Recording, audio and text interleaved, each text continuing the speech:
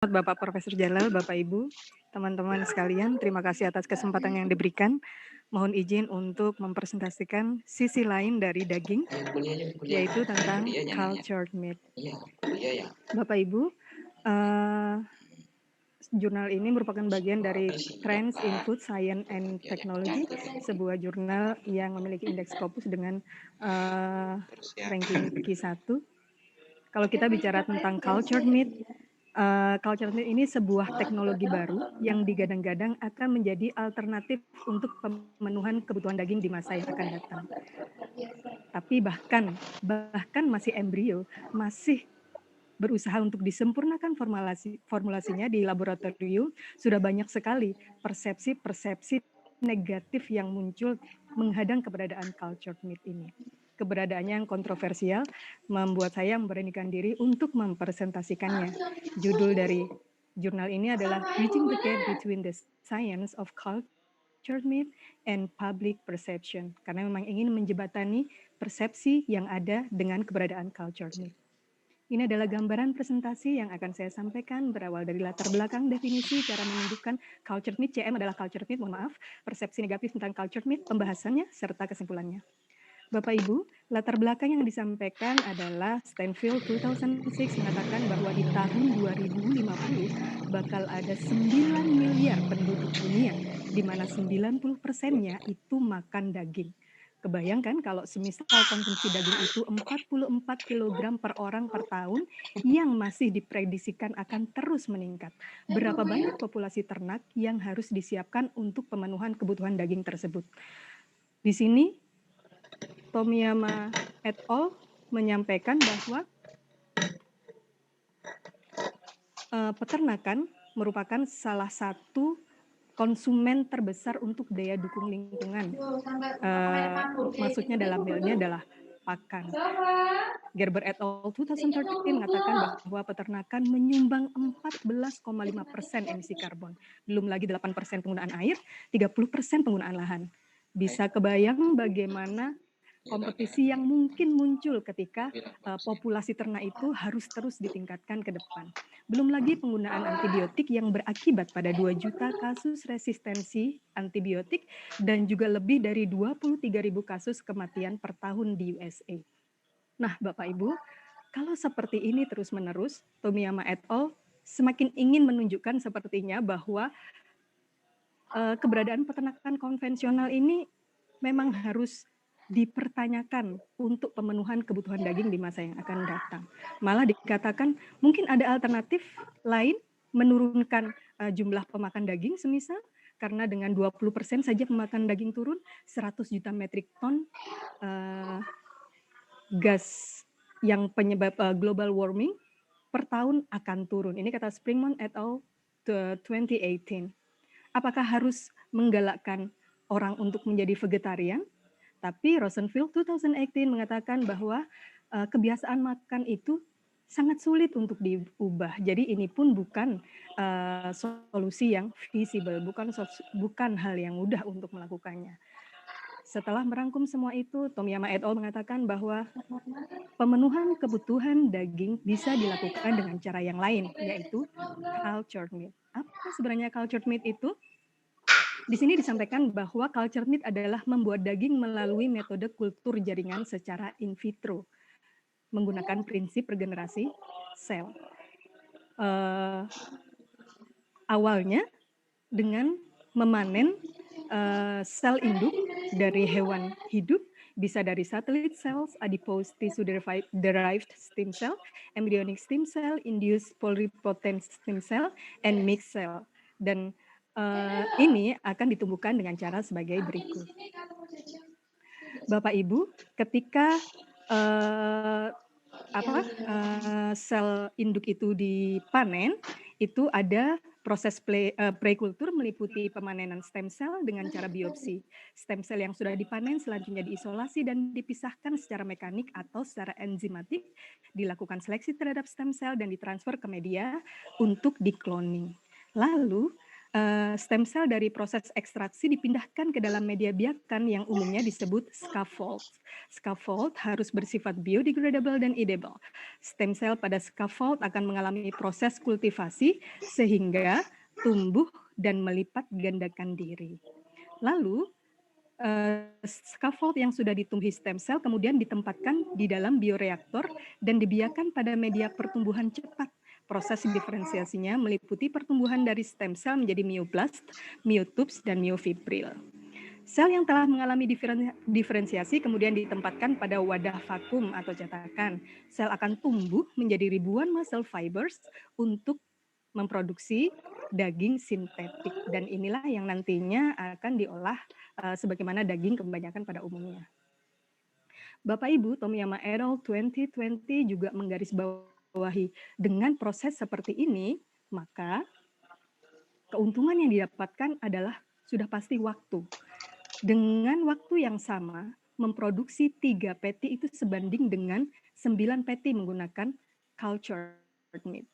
Dengan kata lain, 1,5 bulan untuk membuat 1 miliar burger itu setara dengan 18 bulan menggunakan 500.000 ekor sapi dari peternakan konvensional. Sangat-sangat efektif dan efisien.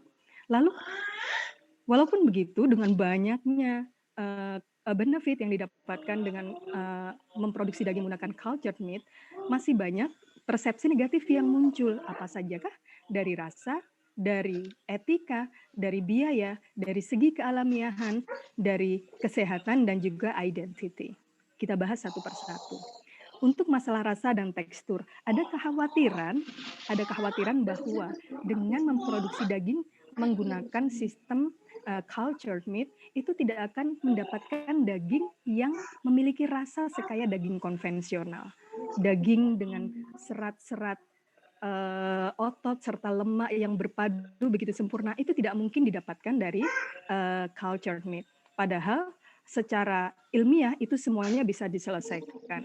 Simsa et al. 2019 mengatakan bahwa penggunaan heme sebagai suplemen media di mana hemoglobin dan myoglobin juga dapat memperbaiki warna cultured meat.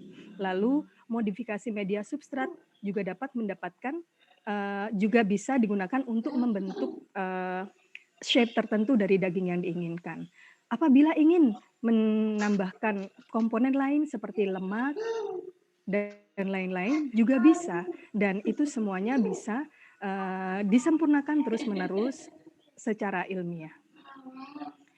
Selanjutnya, masalah moralitas, kemuakan, saya agak bingung mengartikan disgust, rasa jijik, muak gitu, dan juga naturalness, kealamiahan. Di sini Tomiyama et al. 2020 mengatakan bahwa kalau ingin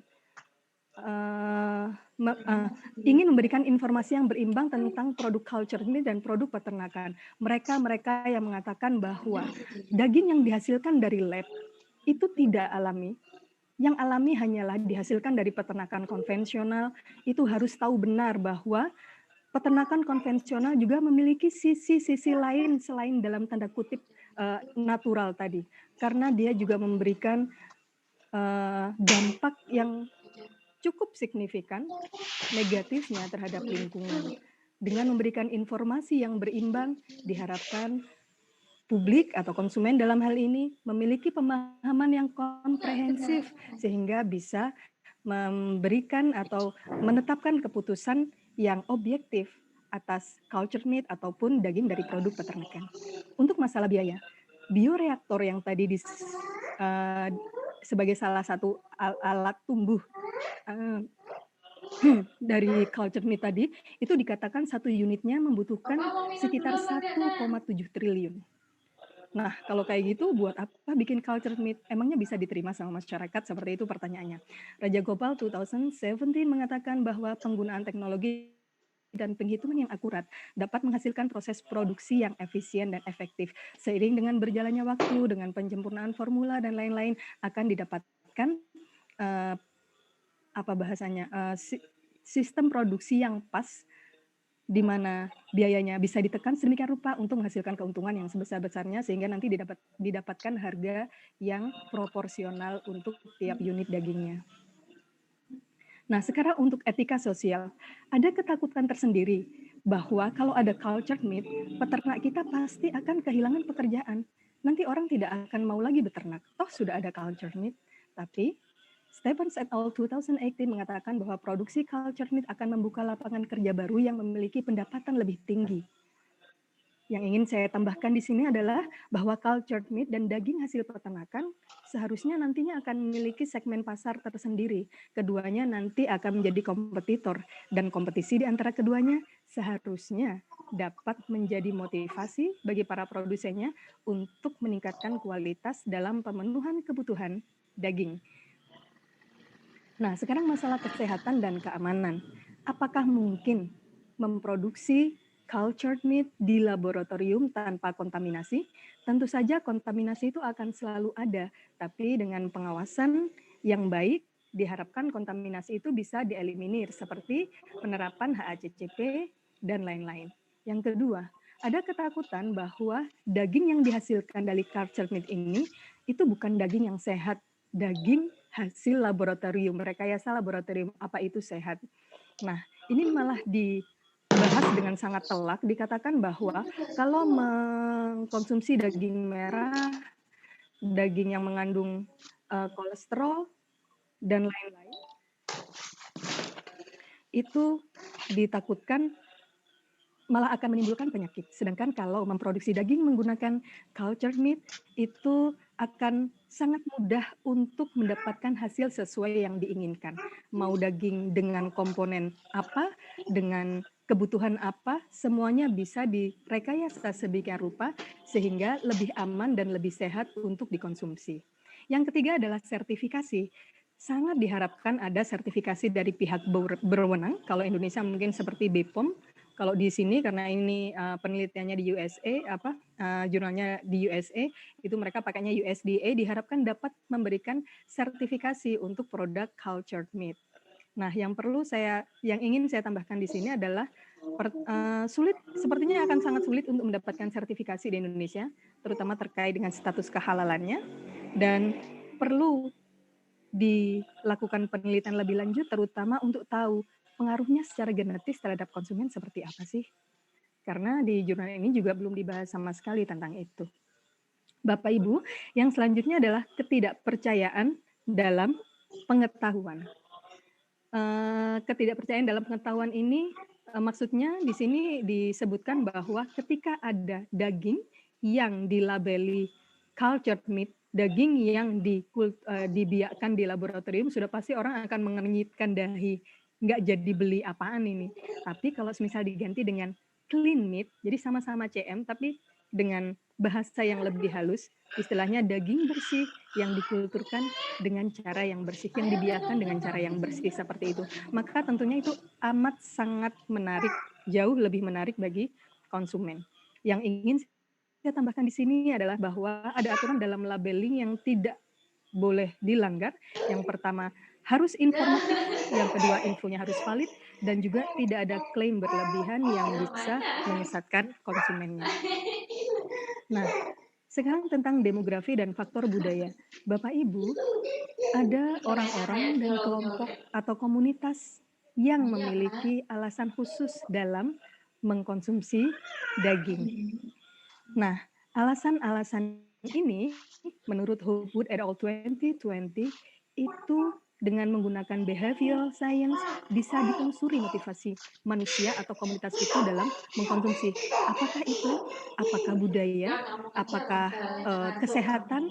Atau apapun? Karena biasanya ketika itu ditelusuri sedemikian rupa akan masuk ke akar bahwa mengkonsumsi daging ini untuk kesehatan. Nah, dari situlah kemudian informasi-informasi tentang kelebihan-kelebihan cultured meat diperkenalkan kepada konsumen ini. Nah, yang ingin saya tambahkan di sini, bagaimana dengan motivasi dalam hal ini tentang keyakinan, tentang agama. Dalam agama itu ada hal yang sifatnya dogmatis. Dogma itu hal-hal yang mengandung dimensi kebenaran absolut, hal-hal yang harus diterima tanpa dipertanyakan. Salah satu contoh, mohon maaf kalau saya mengitukan dari agama Islam, karena yang saya tahu itu, contohnya adalah ketika dikatakan bahwa daging babi itu haram. Ketika kemudian ada yang melakukan penelitian, kenapa daging babi haram? Oh, karena ada cacing pita di dalamnya.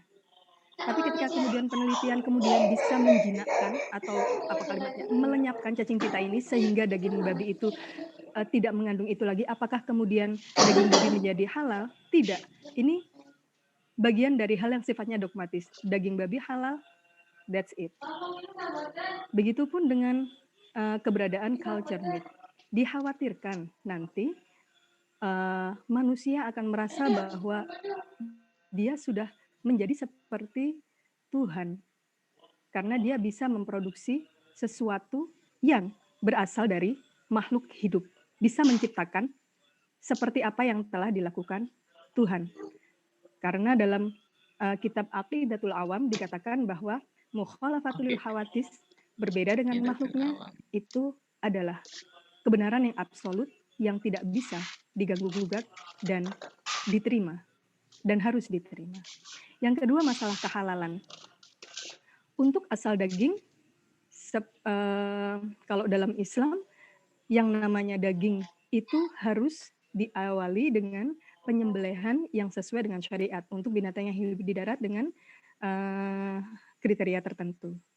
Nah, cultured meat ini tidak memenuhi syarat itu, sehingga sudah jelas itu tidak halal. Begitupun, dan kalaulah nanti, mohon maaf, ditemukan bahwa dengan menggunakan sel yang dari hewan yang sudah disembelih pun ternyata bisa, masih ada hal lainnya, yaitu dari bahan penyusun. Tadi penggunaan mioglobin, hemoglobin, Islam sendiri sangat mensyaratkan untuk tidak menggunakan darah dalam olahan bahan pangannya. Itu haram hukumnya.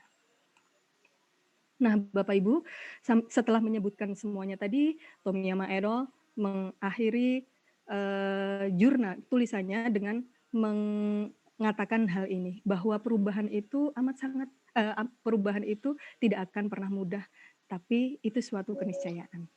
Karena dengan memberikan informasi yang benar terus-menerus untuk kemudian kondisi yang membuat keberadaan cultured meat ini tidak tidak dapat ditolak lagi karena memang benar-benar dibutuhkan untuk keseimbangan alam dan lain-lain, maka amat sangat mungkin bagi manusia yang tadinya, bagi mereka yang menolak tadinya untuk menerimanya.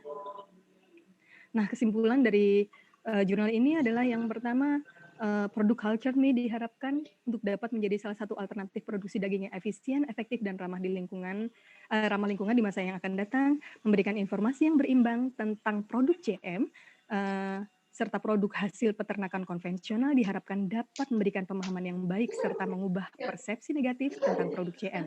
Lalu yang ini saya tambahkan bahwa masih banyak tantangan yang harus dijawab oleh cultured meat, utamanya terkait penyempurnaan formulanya, isu keamanan pangannya, serta penelitian lebih lanjut terkait status kehalalan. Ini sangat penting sekali karena bahkan sekarang ini sudah banyak pengusaha-pengusaha yang mulai melirik untuk melakukan investasi di cultured meat. Mekaten, dari kami mohon maaf kalau ada kurang berkenan. Baik, terima kasih Ibu Nuning. Presentasinya juga wah, hebat-hebat semua ini presentasinya ya. Kayak tadi PCR multiplex, sekarang culture meat ini memang terus terang memang hal baru, istilah baru memang. Jadi waktu saya pertama mendengar culture meat itu saya teringat ada istilah cross culture. Saya pikir cross culture mungkin budaya. Kalau ini culture meat apa ya, waktu itu memang itu. Tapi betul Bu Nuning, tapi memang culture meat ini suatu masih angan-angan, tapi mungkin akan terrealisasi, ini bisa terjadi. Saya teringat ucapan Habibie saat beliau menjadi Kemenristek waktu itu. Beliau mengatakan bahwa Indonesia itu bisa kaya diangkat di tahun 2080 atau 50 waktu itu. Beliau insya Allah mengatakan begitu, dengan cara nanti pertanian tidak usah di sawah, cukup dengan tanah dijadikan daging, pasir dijadikan beras, begitu. Betul itu beliau mengatakan begitu. Rasanya kayaknya mustahil semua, tapi sekarang terjadi juga istilah culture meat. Ya. Kayaknya sementara ini mungkin ya kalau sekarang diterapkan mungkin wah pasti 80% lebih menentang. tapi pelan-pelan mungkin bertahan. Ya, tapi memang kendala seperti sampaikan Bu Nuning tadi memang betul, karena status kehalalannya, baik bahannya, penyusunnya, dan sebagainya itu mungkin masih meyakinkan para orang-orang Indonesia terutama, tapi toh mungkin suatu saat kehalalan bisa juga direstui oleh Majelis Ulama Indonesia, karena pasti deteksi prosesnya dan sebagainya mungkin suatu saat juga bisa. Ya, saya juga belum tahu apakah nanti bisa terrealisasi saat saya masih hidup atau tidak, saya nggak tahu. Karena memang culture itu hal yang betul kelihatan tadi, hal baru yang mungkin prospeknya di yang masa yang akan datang mungkin pesat sekali bisa menggunakan bisa produk dagingnya efisien dan sebagainya tadi. Ya sementara memang orang tidak akan percaya karena orang sementara masih percaya adanya peternakan tradisional tadi. Apalagi kalau dibuat dari bahannya heme dan hemoglobin dan mioglobin tadi, pasti orang akan bertanya-tanya, itu hanya salah satunya darah misalnya.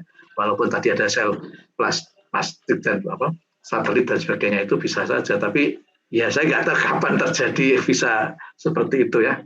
Nah nanti terjadi perdebatan dengan PCR multiplex ya, nanti loh ini sudah daging ada daging capsule meat nih, padahal tadi daging tikus, kucing dan sebagainya baru dideteksi, sekarang sudah ada campuran dari daging culture meat gitu.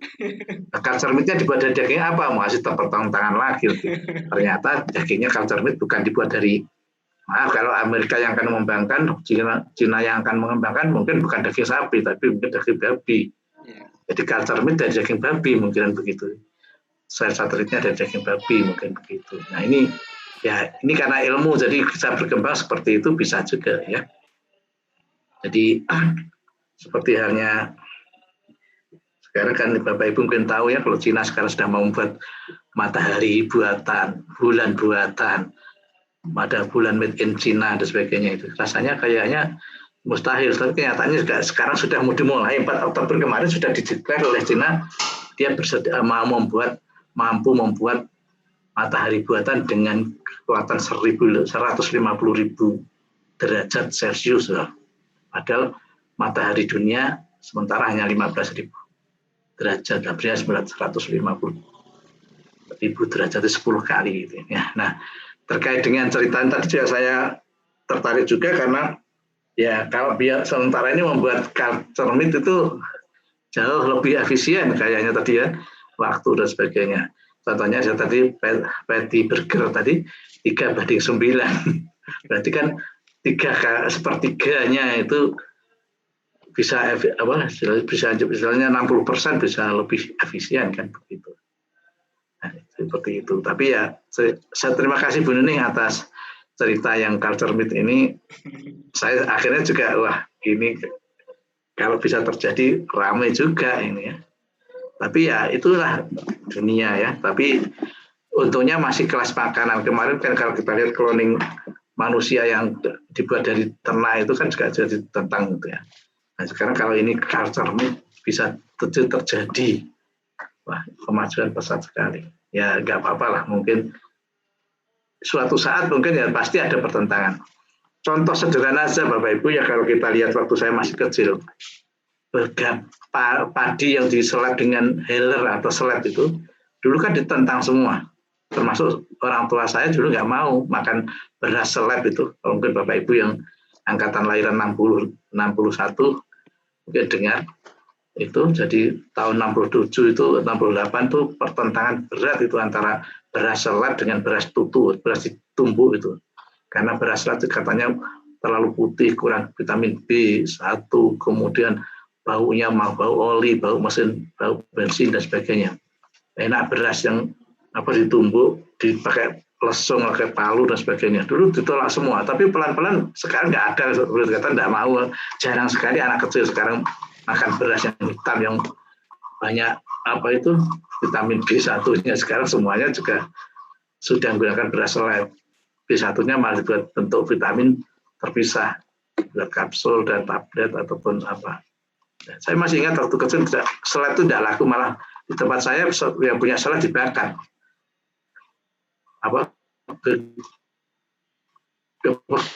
gedungnya kandang apa bukan kandang, gudangnya itu dibakar karena dianggap istilahnya merusak tatanan petani, nggak bisa kerjaan dan sebagainya. Tapi sekarang coba ada yang orang mau buat padi dari yang tidak diseleb rata-rata justru seleb. Dan ini kejadian-kejadian ini berkembang dengan perlahan-lahan akhirnya bisa diterima.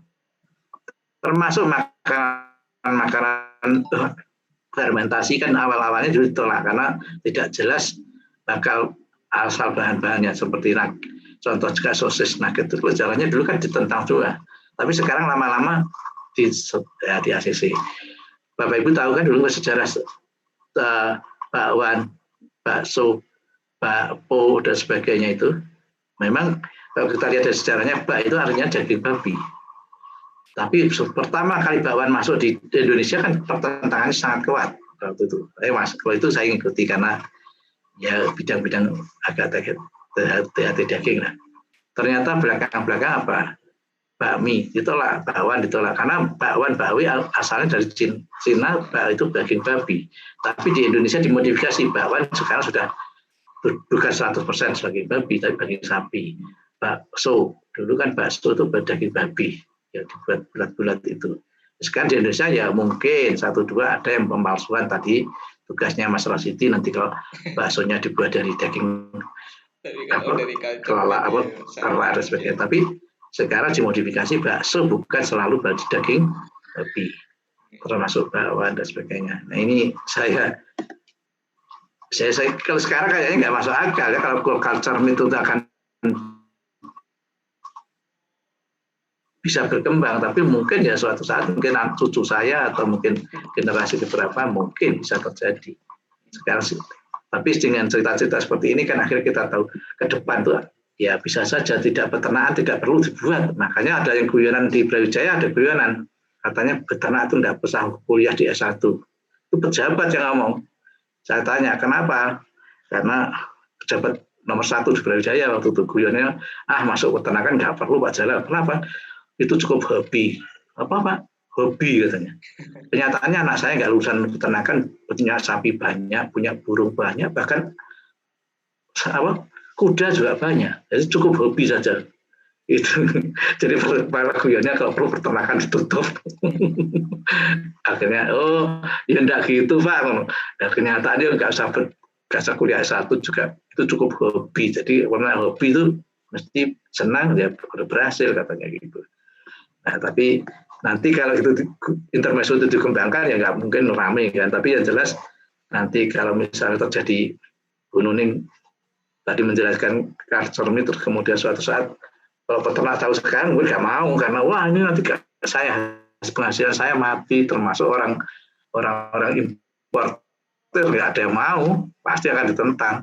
Wah nanti kalau dari benar-benar culture saya nggak bisa dapat keuntungan besar dari importer sapi, importer daging, kemudian termasuk peternak-peternak yang bos-bos yang PT Karyana dan sebagainya bisa gulung tikar, bisa PT Asa dan sebagainya bisa punya semua. Tapi kalau itu kan nanti ya.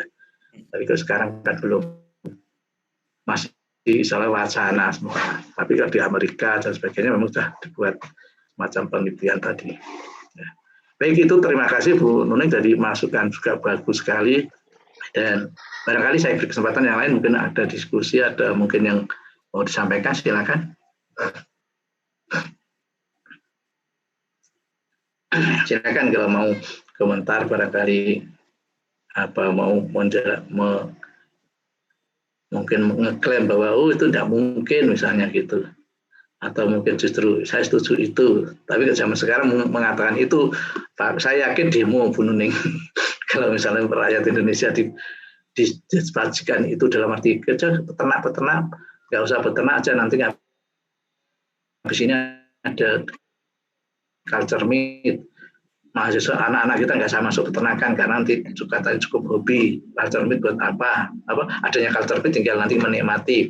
Tidak perlu kuliah susah-susah di peternakan 4 tahun sampai S1, S2, S3 enggak usah. Itu sudah ramai. Terus nanti bisa gonjang-ganjing negara instabilitas. Tapi itu kan maaf ini kan cerita ilmu ya, jadi tidak bisa dikaitkan dengan cerita misalnya politis itu enggak bisa. Dari ke ilmu bisa saja nanti, tapi kapan mungkin culture myth itu bisa terdeteksi. Tapi kalau yang multiplex tadi ya sudah jelas bisa. Ya, tapi itu pun masih tingkat yang perguruan tinggi terkenal itu. Kalau di saya belum tahu juga di Brawijaya apa bisa enggak gitu. Itu. Mas Rasidi mungkin bisa memberitahu apakah di Brawijaya sudah ada yang menggunakan dengan perbandingan sampai multiplex untuk PCR multiplex. Kayaknya belum ya. Saya belum pernah dapat hasil dari Brawijaya terutama untuk yang PCR multiplex itu untuk beberapa itu. Hanya sementara ini hanya DNA antara babi saja sementara ini. Ya. Tapi kalau yang contohnya kemarin ada rencana penelitian di IPB itu DNA kuda saja, tapi tidak terdeteksi karena tidak bisa alatnya tidak bisa menjangkau di sana, jadinya dicampur sekian gram pun tidak terdeteksi, malah kalah dengan daging yang aslinya daging sapi waktu itu. Jadi akhirnya hasilnya tidak nyata karena tidak bisa menghasilkan angka yang pasti, bahkan tidak dideteksi semua. Akhirnya sementara katanya nggak jadi diteruskan. Gitu. Baik, silakan ada yang bertanya. Mungkin saya, Prof. Ya, silakan sama. Triana, Prof. Oh, Mbak Triana, silakan ya. Iya. Silakan. Sangat menarik, Bu Nuning. Serasa mendengarkan cerita ini ke masa depan. Iya.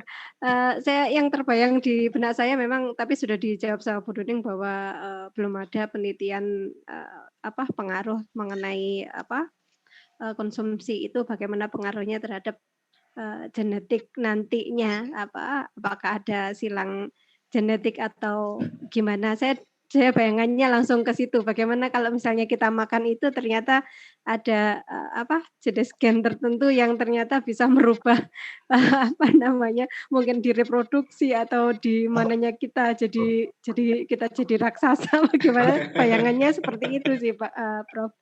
Saya ininya. Itu aja sih komentarnya. Mungkin kalau misalnya tujuannya untuk bukan konsumsi manusia, mungkin lebih worth it ya kalau menurut saya, seperti di zoo itu kan butuh daging yang banyak juga. Seperti itu, Prof. Mungkin itu, Prof. Terima kasih, Prof. Iya, terima kasih Mbak Triana. Jadi memang menarik juga karena tadi kekhawatiran Mbak Triana kan untuk makanan manusia. Jadi katanya manusia cuma jadi raksasa tingginya minimal 2 meter karena makan gara-gara culture myth. Akhirnya kemudian genetiknya meningkat gitu ya, terjadi overdosis dan semuanya oversize dan sebagainya, itu bisa saja, itu kekhawatiran. Tapi terbatasnya kalau misalnya untuk kebun binatang ya silakan, untuk unta, untuk buaya ya silakan, untuk harimau mungkin yang karnivor itu malah setuju Mbak Triana. Jadi jangan untuk manusia maksudnya gitu. Tapi kan kita juga belum tahu apakah nanti suatu saat juga CM itu berfungsinya untuk dikasihkan pada harimau supaya subur semua, atau anjing supaya anjingnya bisa jinak, bisa nurut juragan semua, bisa diperintah kiri kanan maju mundur seperti itu, termasuk kera bisa disuruh untuk nyopir mobil, tidak perlu harus pinggir jalan minta uang, tapi disuruh diperintah juragan, ayo kamu supiri masuk ke Matos, Mas, berangkat. Karena genetiknya IQ-nya ternyata mendekati sempurnaan, misalnya saya nggak tahu perumpamaan berapa, tapi bisa diperintah manusia gitu, menggantikan robot, ya nggak tahu ya Mbak Triana. Jadi ya ini kan semuanya masih in the future ya, jadi semuanya masih angan-angan ke depan. Gitu. Tapi itu ide-ide seperti tadi memang ya kita sementara kayak mustahil, tapi suatu saat mungkin bisa terjadi gitu loh. Ya itu bisa saja. Saya dulu juga tidak menyangka kalau guru SD saya dulu mengatakan bahwa nanti kalau kamu sekolah jalan, nanti suatu saat kamu tuh beli makanan nggak usah ke warung. Saya pikir mana ada jual makan tidak di warung. Saya pikir nanti kalau kamu bilang, Mbah kapan Mbah, karena guru saya tua ya, guru SD. Nggak mungkin Mbah beli makan kamu di warung. Lu enggak, kamu kan lihat saja kok sekarang betul ternyata beli makan nggak harus ke warung, cukup GoFood, cukup GoSend dan sebagainya. Itu kan rasanya dulu saya nggak percaya. Itu bahkan saya nggak percaya lagi itu katanya beli wakul dari plastik, wadahnya wakul itu plastik. Waktu orang tua saya itu wakul itu dari seng tebal. Dibilang nanti wakul itu dari plastik. So wajan dari plastik. Kira saya plastik ya plastik es lilin itu. Ternyata sekarang kan sudah ada tuh yang kayak stainless itu, teflon dan sebagainya. Ada yang lagi yang sekarang ada wajan apa yang tahu. Memang bukan untuk goreng tempe tapi untuk sekedar untuk memanas.